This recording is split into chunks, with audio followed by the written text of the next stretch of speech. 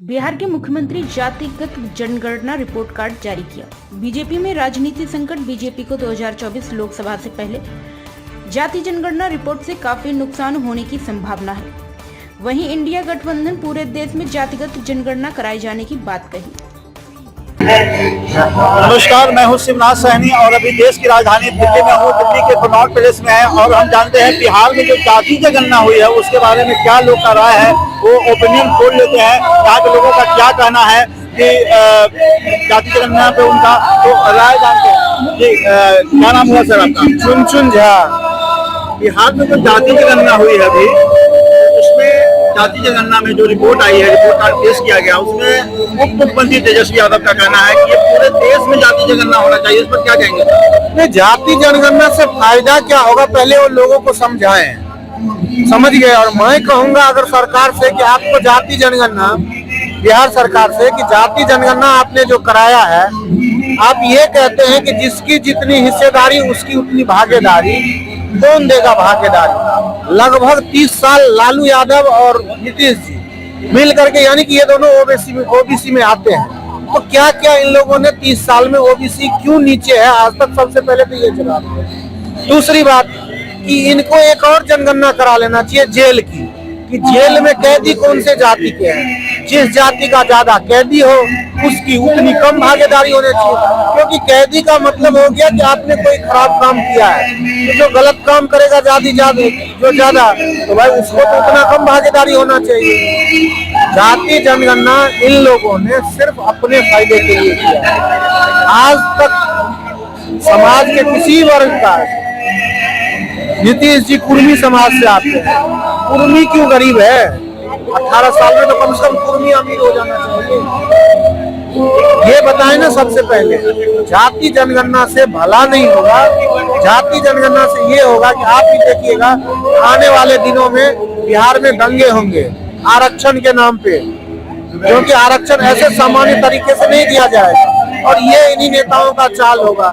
कई बस फूके जाएंगे, कई लोग हो सकता है मर भी सकते हैं जब दंगे होंगे। तो ये सब इन्हीं लोगों की देन है, जिससे कोई भला नहीं है। 2024 चुनाव को देख करके, लोकसभा जो चुनाव 2024 की होने वाली है, उसे देख करके तो नहीं जाति जनगणना ले आया गया बिहार में ऐसा? हाँ, ये तो है कि 2024 का चुनाव है, लोगों का मूवमेंट बीजेपी के तरफ है। इनके पास कोई वैसा मुद्दा नहीं है कि उन लोगों का ध्यान कैसे भटकाया जाए। इसीलिए इन्होंने जाति जनगणना करा के ये बोलेंगे कि भाई जाति को, अभी हमारी जाति को इतनी दो। किसने मना किया आपको? आज तक इस देश में अब तक जितने सांसद चुने गए 99% सब जाति आधारित। आप भी जानते हैं, सारे लोग जानते हैं, जो ब्राह्मण बहुल एरिया है वहाँ से सिर्फ ब्राह्मण को ही टिकट देता है। वही, लेकिन सर जो भी नेता है बिहार में हो या पूरे देश की हो, जो चुनाव में देखा जाता है कि सभी नेता का यही एक स्लोगन होता है कि जाति धर्म से उठकर आप लोग वोट कीजिए, लेकिन वो चुनाव से पहले जाति धर्म पे ही आ जाते हैं और उसकी जनगणना कराते हैं और उसकी वाहवाही करते हैं कि जनगणना से इसको गरीब को फायदा होगा। तो इसको कैसे देखते हैं आप? देखिए, गरीब का कोई फायदा नहीं होगा, तो इसीलिए गरीब की बात आई ना। देश में दो ही जाति है, एक अमीर और एक गरीब। आज भी गरीब किसी अमीर मंत्री के पास जाए वो मिलता नहीं है उनसे। सारी योजनाएं इस देश में गरीब के नाम से चालू होता है, लेकिन फायदा नेताओं को होता है, किसी गरीब को नहीं होता है। सिर्फ नाम के लिए गरीब है। ये जाति जनगणना भी नाम के लिए है। फायदा क्या होगा? आप कह रहे हैं कि गरीब आदमी को फायदा, इसका मतलब गरीब सांसद विधायक बनना चाहिए। सबसे पहले सांसद विधायक बनने के लिए पैसा चाहिए, गरीब के पास पैसा नहीं आएगा। दूसरी बात कि जब तक ये अमीर लोग जो सांसद वो हट जाएंगे तभी ना गरीब आएगा।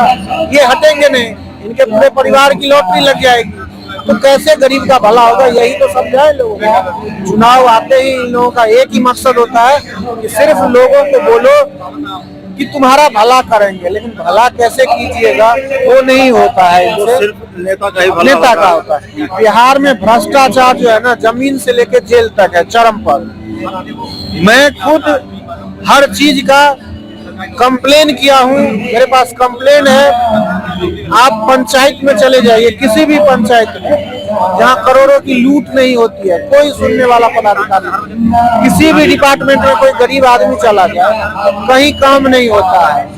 मान लीजिए किसी क्षेत्र का विधायक ब्राह्मण है, तो सर बिहार से बिलोंग करते हैं, बिहार में शराबबंदी है, फिर भी आए दिन शराब से मोतिहारी हो, मुजफ्फरपुर हो, छपरा हो, हाजीपुर हो, आए दिन बिहार के लोग शराब पीने से मरते हैं। इस पर सर कैसे देखते हैं? ये शराबबंदी भी गरीबों के लिए हुआ था, फायदा होगा, लेकिन इससे ज्यादा सबसे ज्यादा गरीबों का ही नुकसान हो रहा है।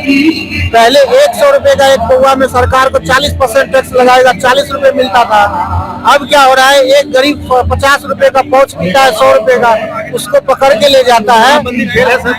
बिल्कुल, उसको पकड़ के ले जाता है, उससे 4000 5000 रुपए कोर्ट में लिया जाता है, और जितने अमीर दारू पीते हैं किसी को नहीं पकड़ा जाता है। ये हाल यहाँ का है। तो वहाँ की जो नीतियाँ हैं बिहार सरकार की, वो गरीब और अमीर देख करके नीति सिद्धांत बनाई जाती है।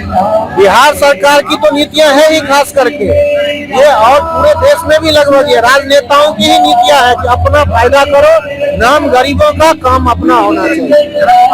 तो जैसे नाम गरीबों का और काम अपना होता है, बिहार सरकार में जो दारूबंदी है उसको ले लीजिए, वो फेल हो गया हुआ है। या आप जातीय जनगणना से गरीबों का कुछ फायदा होने वाला नहीं है, जो फायदा होगा वो अमीरों का होगा। क्योंकि गरीब का बेटा ना हो तो उसके पास पैसे नहीं होगा, तो वो ना सांसद बनेगा ना विधायक बनेगा। ये केवल जनगणना दो जाति को लगाने का और अपने फायदे के लिए कह रहे, ऐसा इन लोगों का कहना है। नमस्कार।